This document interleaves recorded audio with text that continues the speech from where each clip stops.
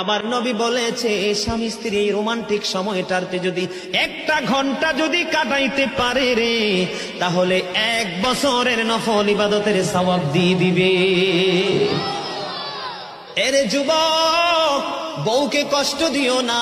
স্বামী স্ত্রী যদি কিয়ামতের দিন কমপ্লেইন করে, তুমি যত বড় মোল্লা সাহেব হাজী সাহেব হন, নসিবই জুটবে না।